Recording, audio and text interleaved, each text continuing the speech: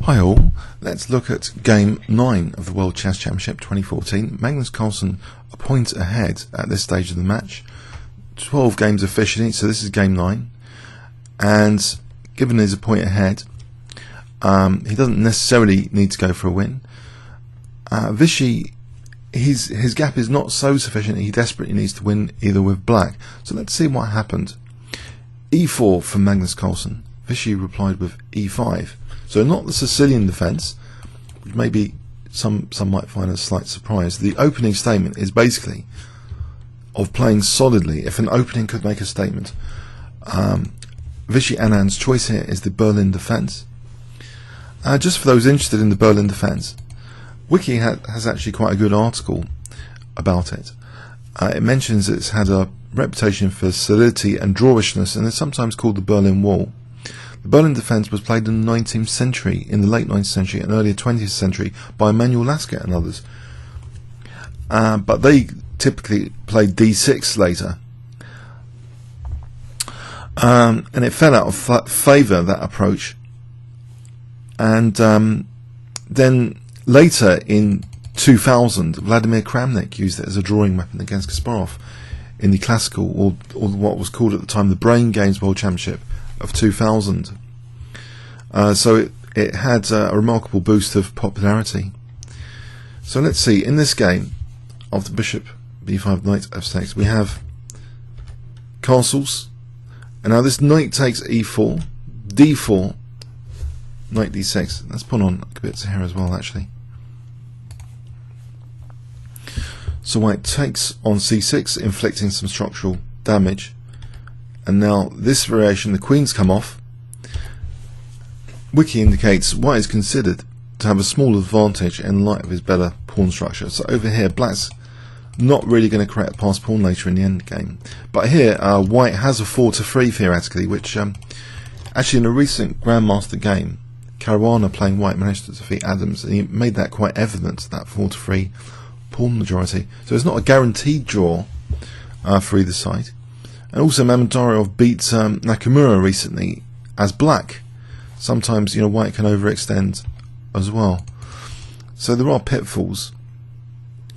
So black has compensation for the structure in terms of the bishop pair though. So when the bishop pair is activated, that could be dangerous for white, and actually any opening of the position could therefore maximize the bishop pair, and that has to be treated with care. And I think we have an example here in this game what's going to happen when sometimes the bishop pair can get extra activated. H3, this is actually, according to Livebook, the third most popular move. Usually knight c3, about 3,000 games of knight c3, 303 with rook d1 check, but h3 226, it's the third most popular. King A is the most standard move. Now knight c3, h5, that's the most popular move. Now here there's a lot of interesting choices. Bishop f4, I think that was played in an earlier game. Bishop g5, rook d1, these are all quite popular here. Knight e2 is the fourth most popular, so the knight looks to be heading for f4, which might support e6 in the future. And the interesting thing here is it seems to put that plan evidently in black's view here, that knight f4 and e6. You might want the bishop on c8 surely to stop against e6. Well, that's very interesting. In this position actually, black didn't play the most popular move, bishop e7, but instead, maybe from preparation, b6 was chosen. This is 8 games in Livebook, second most popular. So trying to strike tactically at this diagonal. What would happen here if the knight just routinely moved to f4? In the game we saw rook d1. I'm not sure anything serious will happen. Let's have a look. Knight f4 wasn't actually played. Perhaps the bishop doesn't have to immediately move. If it did, it looks as though there's nothing much going on. It's very, very solid position, except for this e6 looks like a concern though. Bishop leaving that e6 control behind Is that a concern or not? Or is it slightly opening up the position for the dark square bishop? Because at the moment the pawn is actually controlling d6 and f6, and that bishop could actually use d6 potentially. But yeah, in the game we see here knight f4 wasn't played, instead rook d1 and bishop a6 now gaining a tempo on the knight. The knight moves, and it looks as though really e6 is a concern. I mean, during the show I thought this was a concern, but it's, I guess both players have thoroughly prepared this position. And there is also a stem game where we looked up where black was mashed actually. So he lost control of c5. It was a strong grandmaster game in this line of the game. Here bishop b7 was played, seemingly not minding at all e6 here. So is this a strong move or not? The king is still in the centre, isn't it? Just exposing the king more. The thing is, white hasn't got the light square bishop. So is it actually, is the downsides of this move, this double-edged move perhaps you could call it, the downsides of giving the d6 square outweighing its any advantage in trying to expose the king? Alternatives for white: b3 is suggested by the engine as well, bishop d2, a4 even. Yeah, there is a stem game with a4, a5 when the bishop was on a6, but it's moved out of the way in advance of that. So I think a quick a4 here could actually be answerable with perhaps a5. Maybe that's potentially viable. So yeah, it's interesting. It's like provocation. It is one of the top engine moves though, e6, giving up that d6 square. And the bishop does go here. If f takes, that might carry a tiny bit more risk. After the knight takes, looking to take on c7, bishop d6, and black's game is being held together here. If white tries g4, this looks like a total disaster. For example, to just try and win that pawn. If g4 takes, black just plays c5. And if the knight moves, it will be potentially mate with rook h1 if it doesn't go to h2. This is a disaster position to avoid. Total disaster, this position. So white can't go mad here with the move g4. This bishop is lurking behind the scenes on this diagonal. If white wanted to lose the game, you could do it like that with g4. But okay, here maybe knight eg5, white might be okay here as well as the game continuation. It looks a little bit scary for the king with this coming check, but maybe the king just goes to d7. So say c5 check, king d7. So okay, in the game, yeah, e6 was just left there, just bishop d6 immediately, just letting white take on f7. Magnus didn't need to take on f7. He could actually play rook e1 here. Apparently this is a tiny advantage from an engine perspective. Black seems to have a good enough position with f6 actually. The move f6 here keeps things locked down, blocked up. So the king on e8 is not such an exploitable target, although it does seem awkward for knight g6. There's a square for the rook here, and then what does white do? Again, if white ever goes crazy, it's surely going to backfire in this sort of position. If g4, it's just going to backfire. It's always going to be better for black surely with this move c5. That bishop gets activated. And, you know, black will have serious opportunities with the bishop pair coming up. And actually f5 might be weak as well. So, yeah, white in this position, after bishop d6,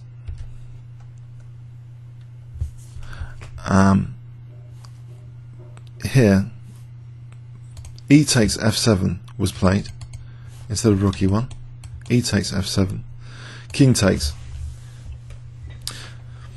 So we have a position where the dark square bishop is actually now enjoying this diagonal. It usually doesn't. That pawn's usually on e5 for quite some time. So black potentially got this dangerous bishop pair looking actually at white's king. Potentially. It seems actually that white does need to tread carefully, either with knight g5 check as played, or rook e1. Rook e1 seems a plausible move. Rook a e8 check, and white could actually, like in the game, play this check here, like this. Yes. Why wouldn't white go for more? What would black be threatening? Potentially c5 is always going to be useful for black. If black gets in c5, starts controlling e4, black's actually going to be better, in my opinion. And in the engine evaluation, black is threatening. This is a positional threat now, c5. So Magnus, he's a point ahead in the match at move 16, goes for this check, knowing it's pretty awkward for the black king here actually. The king hasn't got too many options. If he goes to f8, then there's knight g6 check, winning the exchange. If he goes to g8, it looks as though the rook's kind of trapped, almost, visually. But in this position actually, instead of knight here, this would allow rook h6, funny enough. Perhaps best is to ignore that possibility and play this, knight f e6. And where white is enjoying a nice position, black's pieces look awkward, and the bishop pair, importantly, could be exchanged off. One of the strategic goals is to get rid of black's bishop pair, and then white would be enjoying an advantage potentially.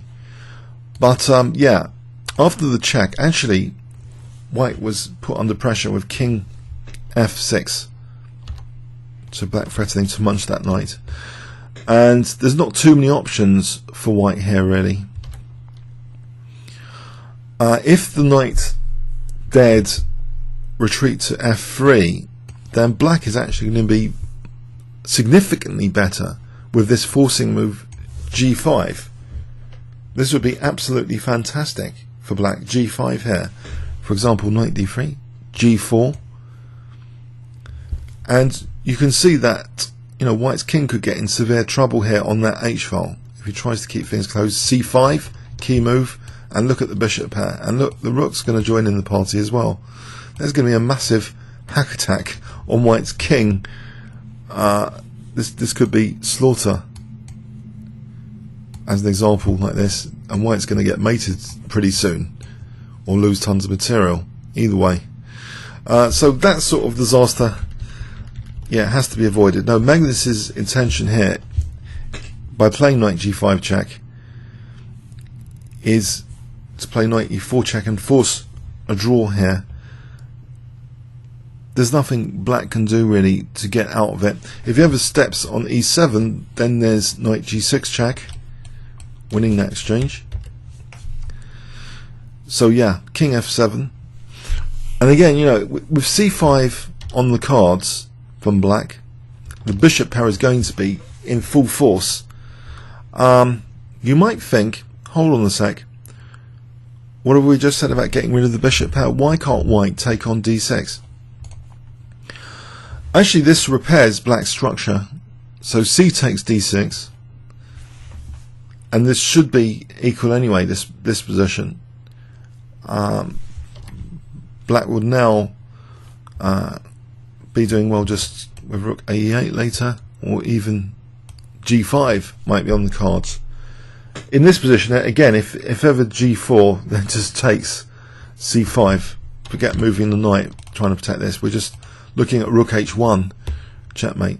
And if here, things just get, well, that's not even threatening anything now. And if here, knight d4.